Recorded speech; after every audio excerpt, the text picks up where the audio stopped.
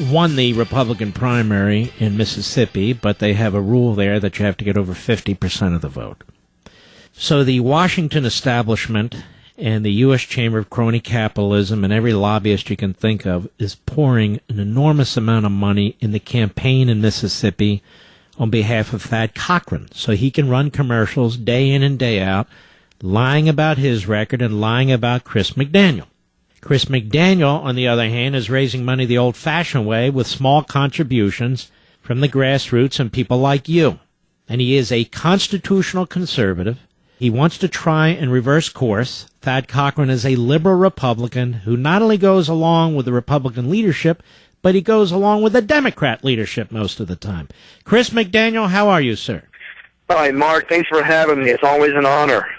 Well, it's a great pleasure, and, I'm hoping, as are millions of us all over the country and in Mississippi, that you'll do well there. I know you're working very, very hard. But I'm right about this. You're up against the Mississippi Republican establishment. You're up against the federal Republican establishment. You're up against the big money guys in Washington, D.C. Is this not true? It is. It is. They formed a little club that you're very familiar with, and they use that club to basically alienate and criticize conservatives. And every time we try to reclaim our position as a party of principle, as a party of courage and conviction, they shout us down, they outspend us, they ridicule us, they make fun of us. But you know what, Mark? There's nothing in the world can change when the people are ready for change. And our people are excited, they're enthusiastic, and there's nothing the D.C. establishment can do to change them. We beat him 2 Tuesdays ago, and we're going to beat him again on June the 24th. That is next Tuesday. That's the primary in Mississippi, next Tuesday. So it's crucial. All of you, all over the country, you know people in Mississippi, email them, text them, make a call, whatever you need to do. In Mississippi, same thing. This is a turnout, bottom-up, grassroots operation. And how does that look for you? I'm sorry, Mark, say that again? The grassroots effort you have going, how does that look? Oh, it's incredible. It's so inspiring to see the people awake again and reclaiming their country. You know, Mississippians intuitively are very, very conservative people, and they understand the country's heading the wrong direction. And all of a sudden, you see hundreds and hundreds of volunteers doing all sorts of wonderful things for the campaign, and they have literally changed the landscape down here. They're awake, they're enthusiastic, and our crowds are growing daily, and that's how we're going to beat him. We've just got the grassroots energized. We've spent our entire campaign with the people, around the people, listening, discussing the issues, and it's worked. The grassroots is the way to win these races, no question about that. Now, Chris McDaniel, Haley Barbour, is attacking conservatives even nationally, going on, and he's a big lobbyist now. Let's just face it. He makes a lot of money off of what's going on in Washington, but he wants to control this seat. He's got Thad Cochran pretty much where he wants him, and he wants to own that seat. But the point is, I think the American people have had enough, and I just want the whole nation to know. You sense that in Mississippi. I mean, because you beat him the first time. I don't care how thin the margin was. He lost. And you're going to have to go through this again. We are, and the thing is, this is not Haley Barbour's seat. This is not Washington, D.C. and the insiders. It's not their seat. It's not the lobbyist seat. This seat belongs to the people of the state of Mississippi, and that's why we're going to win this race. They see through this. They understand what's been happening. Senator Cochran's been there 42 years. He's done it his way, and he's been a very, very liberal vote for 42 years, funding Obamacare, Medicaid-funded abortions, the debt ceiling increases. You name it, Senator Cochran has cast the bad vote. Once the people of Mississippi saw that, once they realized just how far to the left he had gone, they knew then that it was time for change, and that's what we're seeing down here. Two questions. Number one, has he agreed to debate you yet? And number two, this business where his campaign and Thad Cochran, among others, are trying to get Democrats to vote in the Republican runoff. A very fine former lawyer with the Civil Rights Division of the Justice Department, J. Christian Adams, says that violates Mississippi law. It does. In regards to your first question, no, he will not debate. Mark, he can't defend his record. It's a 42-year record of liberalism. He hasn't led a single charge against Barack Obama. He hasn't raised his voice a single time in defense of the Constitution or for conservative values. He cannot defend it, nor does he have a vision for the people of Mississippi. In regard to your second question, Yes, Senator Cochran and his group, they have an orchestrated campaign now where they've reached out to the Democrats. They're begging for liberal Democrats to save his seat on June the 24th. And the people of our state have to make a decision whether they want the party of Reagan and a conservative in that position or liberal Democrats controlling the party by exerting influence over a Republican primary. I never thought I would see that in Mississippi, but that's what happens when politicians grow desperate. And Senator Cochran right now is openly seeking Democratic votes to save his seat.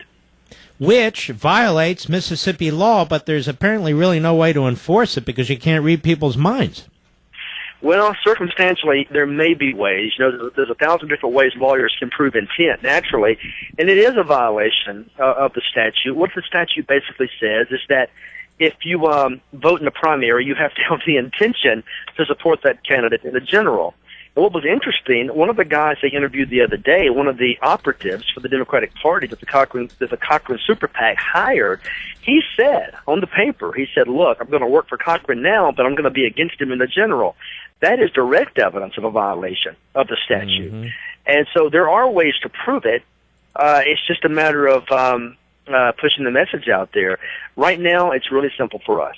If we get conservatives to the polls, if we get our people there next Tuesday, it's not going to matter. Turnout is the key, and that's what we're pushing right now. Turnout is the key. The other side, the Cochran side, does it look like they have much of a turnout operation? I bet they have something going there. Well, they've pumped an awful lot of their money here recently into a ground game, but it probably was a bit late. They went negative about 4 months on TV prior to the primary, and they attempted just to bury us with a negative ad. It didn't work because what they were stating with the ads just simply was untrue, and the people saw through it, and they researched the issues, and they determined that what they were hearing was wrong. So we win the first fight, the popular vote, and now they've attempted to generate some groundswell or some ground support, but it's not going to resonate. The people of this state are conservative, and they know Senator Cochran has not been a conservative, and that's all they need to know. This country's broken. We're on the edge of a disaster, fiscally speaking. We have to have adults enter the room and be responsible for a change. Mississippians are ready to make that sacrifice to do the right thing for the sake of this republic and for our children. That's the moral thing to do. It's the right thing to do, and that's why they're responding to our campaign. Chris McDaniel, as an example, the southern border is out of control. We have absolute anarchy there. We have countries sending their people across the border, a president who's not doing a damn thing about it.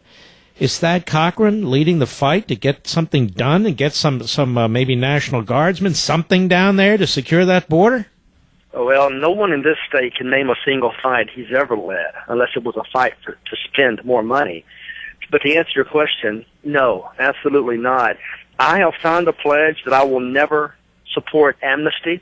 I have signed a pledge that I will enforce the laws as written. Senator Cochran has not and will not sign that pledge, and that's the very reason the Chamber of Commerce is down here spending so much money. They know he's a vote for amnesty. Haley Barbour knows he's a vote for amnesty, and that's why this race is so important to them.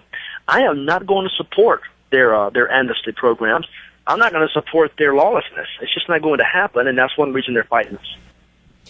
And amnesty, more than anything else, harms working people. It harms blue-collar people who are having trouble keeping their jobs and finding their jobs. I hope that message is resonating in Mississippi.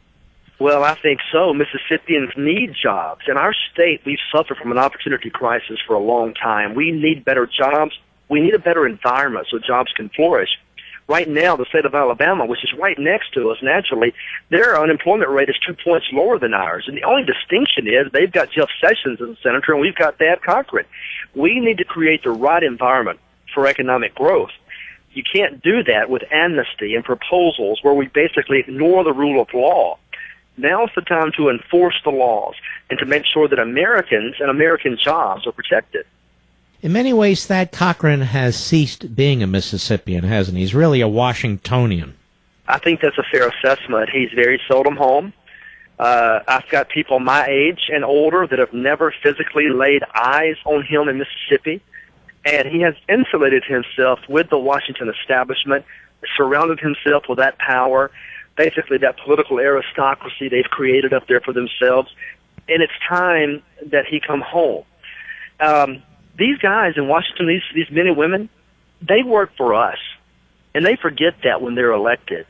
And as our employees, we should demand that they come home and be responsive to our will, answer our questions, hold town halls, be around us.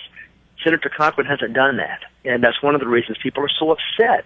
We need a senator that's going to be responsive and one that will fight for Mississippi's values, which is constitutional conservatism.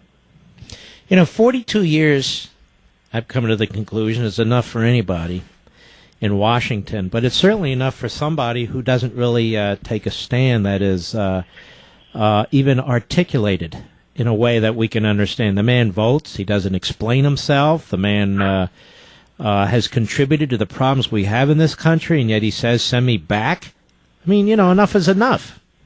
Well, if he hasn't fixed Mississippi's problems in 42 years, what makes us think he's going to be able to do it the next 6?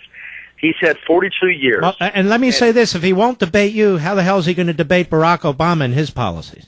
Well, that's just it, Mark. He's not. If he's not going to debate me, a state senator from Jones County, Mississippi, what makes us think he's going to debate the Democrats or Barack Obama? And the answer is he hasn't. He hasn't debated Democrats. He hasn't debated Barack Obama. His silence in this context is complicity.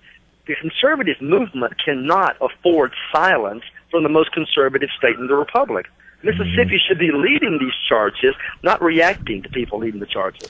Well, if people want to help you all over the country and in Mississippi, where do they go? McDaniel2014.com. McDaniel2014.com. Come see us. We'd love to have you in Mississippi. We're a wonderful state. Come visit us. We'll put you to work. And if not, if you want to just come send a donation, we'd love that as well. So we would welcome your help down here. All right, Chris McDaniel, you would be a terrific senator for Mississippi and a terrific voice for the whole of the nation. I hope people are listening and will get strongly behind you as they did in the primary. This is a huge fight, and God bless you and good luck. Yes, sir, Mark. Thank you very much. All right, you take care. Sarah Palin has endorsed him. My buddy Sean Hannity endorsed him a couple of weeks ago as well. There's a whole lot of conservatives who are very excited about this man in this race and the opportunity it provides. And Washington is in panic, absolute panic mode, particularly Mitch McConnell. Mitch McConnell believes he has a cakewalk to the re-election in Kentucky. He's busy getting involved in the Mississippi Senate race. And he feels if he's elected, he needs Thad Cochran's yes vote. And Haley Barbour feels that Thad Cochran is his man in the Senate with his lobbyist pals, and if he loses Thad Cochran, he loses some control, and he may lose some clients. So this is all very sleazy. There's a lot of cronyism and incestual activity going on here. It's really time to break this up, Mississippi, and we need your help.